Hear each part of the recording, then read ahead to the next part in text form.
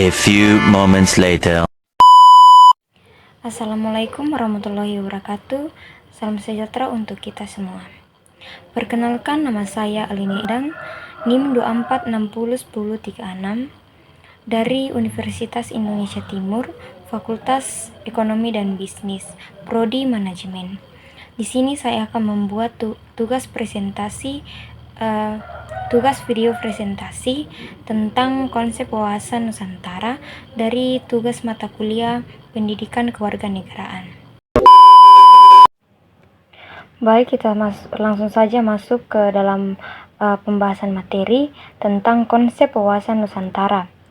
Wawasan Nusantara merupakan konsep penting yang memandu bangsa Indonesia dalam mencapai tujuan nasional dan menjaga persatuan serta kesatuan. Aman dan implementasi wawasan Nusantara sangat penting untuk keberlangsungan dan kemajuan Indonesia sebagai negara kepulauan yang beragam.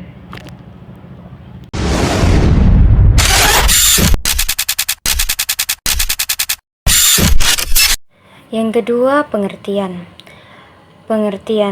geopolitik, pengertian geostrategi, dan pengertian wawasan Nusantara.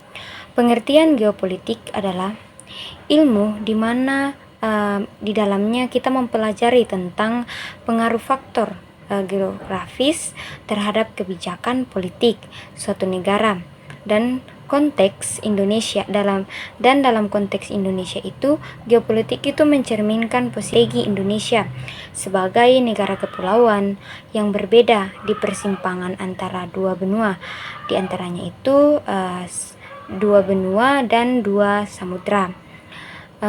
Pengertian geostrategi ini cara kita atau strategi kita untuk menggunakan negara dalam memanfaatkan potensi geografis untuk mencapai tujuan nasional. Geostrategi Indonesia dikenal dengan sebutan ketahanan nasional. Pengertian wawasan Nusantara ini bagaimana cara pandang dan sikap bangsa Indonesia terhadap diri dan lingkungannya yang mengutamakan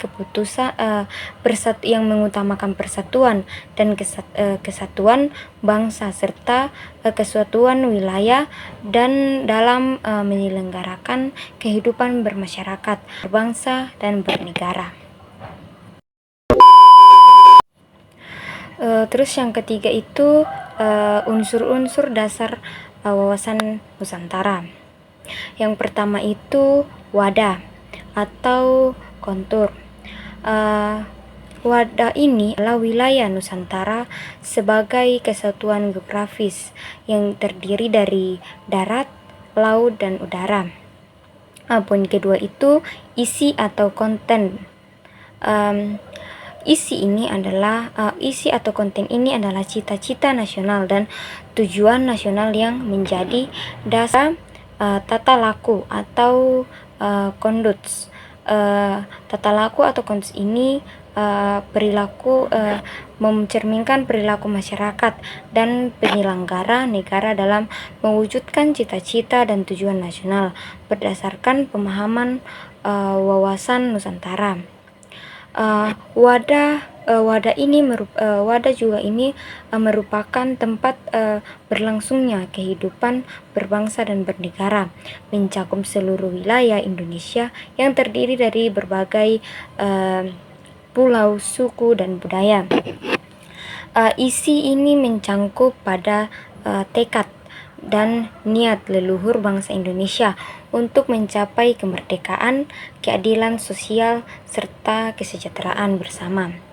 Tata laku ini dikatakan juga sebagai perwujudan nyata dalam tindakan dan sikap masyarakat Indonesia untuk menjunjung tinggi semangat persatuan dan kesatuan.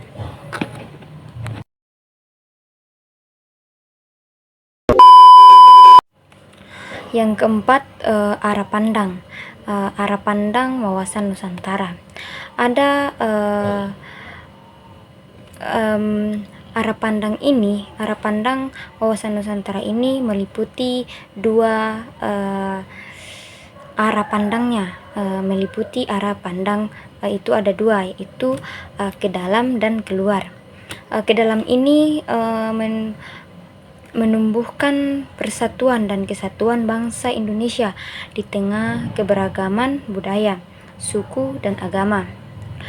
Arah pandang ini bertujuan juga untuk mempersatukan seluruh komponen bangsa dan bingkai negara kesatuan Republik Indonesia dengan semangat Bhinneka Tunggal Ika.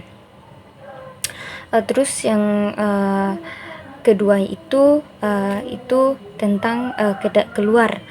Keluar ini mencakup tentang mewujudkan hubungan internasional yang harmonis berdasarkan kepentingan nasional dan penghormatan terhadap hukum internasional.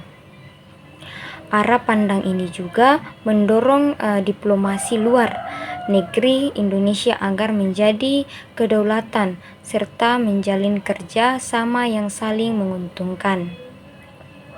Arah pandang ke dalam juga memperkuat karakter kebangsaan yang tangguh, sedangkan arah pandang keluar itu menjadikan landasan dalam menjalin relasi global dengan tetap menjunjung kepentingan nasional. A few moments later. Yang kelima, fungsi dan tujuan. Fungsi dan tujuan dari wawasan Nusantara. Yang pertama itu fungsi. Itu terbagi beberapa bagian. Yaitu yang pertama itu sebagai wawasan pembangunan, menjadikan wawasan Nusantara sebagai acuan dalam perencanaan pelaksanaan pembangunan nasional. Berikutnya sebagai wawasan pertahanan dan keamanan, memperkuat pertahanan negara dan memperkokoh integrasi nasional, dan sebagai wawasan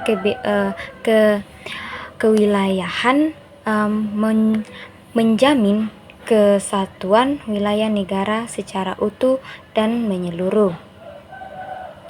Tujuannya mewujudkan nasionalisme dan tinggi di segala aspek kehidupan, menjaga keutuhan wilayah dan persatuan bangsa, memberikan arah dan landasan yang kuat bagi seluruh kebijakan nasional, dan menumbuhkan semangat gotong royong dan toleransi antara warga negara. Terus yang keenam itu implementasi.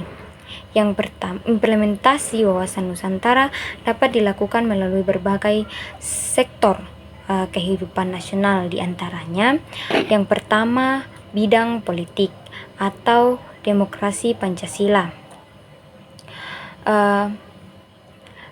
Bidang politik ini atau demokrasi Pancasila meningkatkan kesadaran berpolitik yang sehat, menjamin hak-hak warga negara, dan memperkuat sistem demokrasi berdasarkan Pancasila dan Undang-Undang Dasar 1945. Yang kedua itu bidang ekonomi atau pemerataan pembangunan. Bidang ekonomi ini atau pemerataan pembangunan menjamin pemerintahan membangun dan mendistribusi sumber daya yang adil antara wilayah, mendukung kebijakan ekonomi nasional yang inklusif. Yang ketiga, bidang sosial budaya atau pelestarian budaya lokal. Dalam bidang sosial budaya ini menumbuhkan kesadaran dan pentingnya pelestarian budaya lokal, memperkuat identitas nasional di tengah globalisasi. Yang keempat, bidang pertahanan dan keamanan atau sistem keamanan partisipatif. Dalam bidang pertahanan dan keamanan ini, mewujudkan sistem pertahanan negara yang tangguh melalui TNI dan partisipasi masyarakat dalam menjaga kedaulatan negara. Terus yang kelima, bidang pendidikan atau integrasi nilai wawasan Nusantara. Dalam kurikulum pendidikan nasional, meningkatkan kualitas dalam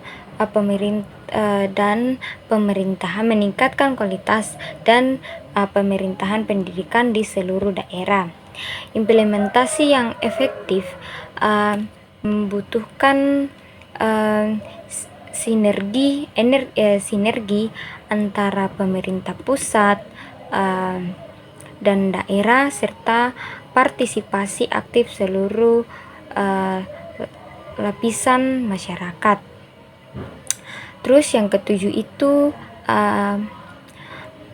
sumber wawasan Nusantara.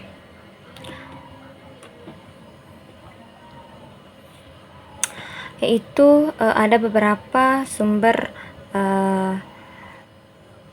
wawasan Nusantara, yaitu ada sumber histori, agama, dan kultur tentang wawasan Nusantara. Wawasan Nusantara ini bukanlah konsep yang muncul begitu saja, melainkan merupakan hasil dari perjalanan panjang bangsa Indonesia dalam bentuk identitas dan kedaulatan. Paham ini dapat diperkuat melalui sumber-sumber wawasan Nusantara. Yang pertama itu sumber historis atau sejarah. Sejarah mencatat bahwa wilayah Indonesia telah memilih pola hubungan antara sejak zaman kerajaan-kerajaan besar seperti Sriwijaya dan Majapahit yang berhasil mempersatukan wilayah Nusantara melalui perdagangan dan budaya. Sementara persatuan yang ditunjukkan oleh para leluhur bangsa menjadi inspirasi utama bagi terbentuknya wawasan Nusantara. Yang kedua itu sumber agama. Nilai-nilai wawasan Nusantara juga sejalan dengan ajaran agama yang dianut di Indonesia seperti Islam, Kristen, Hindu, Buddha, dan lainnya. Agama mengajarkan pentingnya persaudaraan, keadilan, toleransi, dan perdamaian. Nilai-nilai ini memperkuat ikatan kebangsaan yang menjadi dasar dari wawasan Nusantara. Terus yang ketiga itu sumber kultur. Keanekaragaman budaya Indonesia merupakan kekayaan yang memperkuat identitas nasional melalui adat istiadat, bahasa daerah, seni, dan tradisi. Masyarakat Indonesia dipersatukan dalam bingkai Bhinneka Tunggal Ika. Wawasan Nusantara menghargai dan menjaga pluralitas budaya sebagai fondasi integrasi nasional. Dengan menggali ketiga sumber ini, wawasan Nusantara menjadi lebih kontekstual dan relevan dalam membentuk karakter bangsa yang berdaya saling dan berlandasan pada akar budaya sendiri.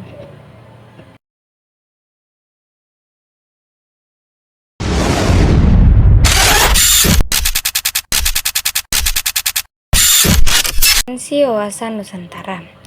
Wawasan Nusantara sangat penting dan relevan di tengah dinamika global saat ini. Urgensinya dapat dijelaskan sebagai berikut. Yang pertama, menangkal disintegrasi dan radikalisme atau bangsa. Dengan keberagaman yang tinggi, Indonesia rawan terhadap konflik SARA dan separatisme. Wawasan Nusantara menanamkan semangat persatuan sebagai alat pemersatu bangsa. Yang kedua, filter budaya di era globalisasi. Di era globalisasi, arus informasi dan budaya luar sangat cepat masuk ke Indonesia. Wawasan Nusantara memberikan filter budaya agar masyarakat tetap memiliki jati diri dan tidak tergerus arus global. Terus ketiga, dasar kebijakan nasional yang adil. Memperkuat ketahanan nasional. Wawasan Nusantara merupakan bagian integral dan sistem ketahanan nasional. Dengan pemahaman ini, masyarakat dihadapkan memiliki kesadaran bela negara dan turut menjaga kedaulatan bangsa. Terus berikutnya, berbagai dasar perumusan kebijakan nasional. Pemerintah dapat menggunakan wawasan Nusantara sebagai dasar pertimbangan dalam menyusun kebijakan berbagai bidang agar selalu mengutamakan kesatuan dan keadilan antar wilayah. Berikutnya itu menumbuhkan nasionalisme modern.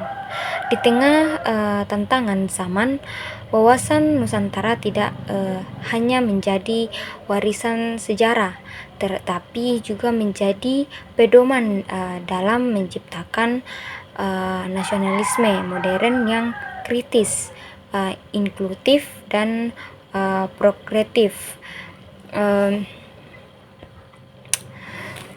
Terus yang ke-9 itu tantangan dalam globalisasi dan teknologi, yaitu globalisasi membawa pengaruh budaya asing yang berpotensi mengkikis identitas nasional.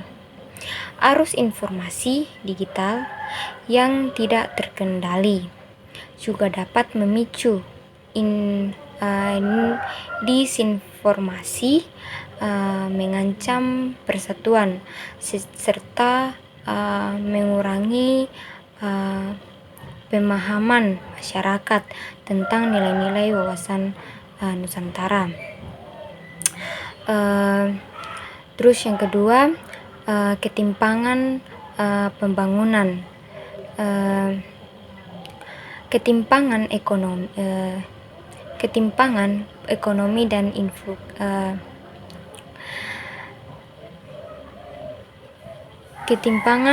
ekonomi dan infrastruktur antara Jawa dan luar Jawa, serta antara perkotaan dan pedesaan, menimbulkan sentimen kedaerahan. Hal ini bertentangan dengan prinsip pemerataan dan wawasan Nusantara dan berpotensi memicu disintegrasi. Poin ketiga itu konflik SARA. Konflik SARA dan konflik keragaman suku, agama, dan budaya rentan untuk kepentingan politik atau kelompok tertentu. Radikalisme dan intoleransi mengancam keharmonisan sosial yang menjadi inti dari arah pandang ke dalam wawasan Nusantara. Terus berikutnya, ancaman kedaulatan wilayah. Klaim sepihak oleh negara lain atau wilayah perbatasan Indonesia, eksploitasi sumber daya alam ilegal seperti praktik penangkapan ikan ilegal di se-Indonesia menunjukkan perlunya penguatan implementasi wawasan Nusantara dan kebijakan maritim dan diplomasi. Terus yang terakhir itu lemahnya sosialisasi pendidikan, kurangnya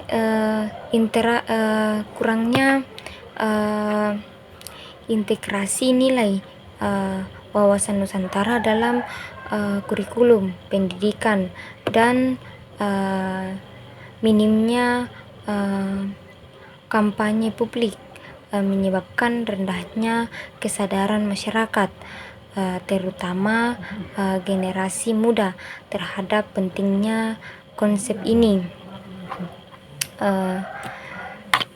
Untuk penutup, kesimpulan, wawasan Nusantara adalah pilar integrasi bangsa, atau bisa dikatakan wawasan Nusantara merupakan konsep vital yang menjadi landasan integrasi bangsa Indonesia melalui pendekatan geografis, sosial, budaya, dan strategis. Konsep ini tidak hanya menjadi keutuhan negara kesatuan Republik Indonesia, tetapi juga mengarahkan pembangunan nasional yang berkeadilan. Implementasinya di berbagai sektor kehidupan telah menunjukkan kontribusi nyata, meski masih dihadapkan pada tantangan seperti globalisasi, disparitas wilayah, dan ancaman kedaulatan. Untuk sarannya itu, pemerintah harus memperkuat kebijakan maritim. Pemerintahan juga harus membangun dan sosialisasi wawasan Nusantara melalui media massa dan platform digital. Untuk pendidikan itu, mengintegrasikan materi wawasan Nusantara secara kreatif dan dalam kurikulum dan kegiatan ekstrakurikuler. Terus untuk masyarakatnya, meningkatkan partisipasi aktif dalam menjaga persatuan, melaporkan tindakan separatisme, serta melepaskan budaya lokal. Untuk diplomasi, memperkuat kerjasama internasional untuk menegaskan kedaulatan wilayah dan mempromosikan nilai-nilai kebangsaan Indonesia di forum global.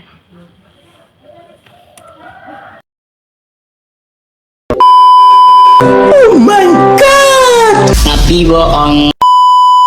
Aku hanya memikirkan satu peraturan penting. Kenapa kau lakukan hari ini kalau kau bisa melakukannya besok? Few moments later.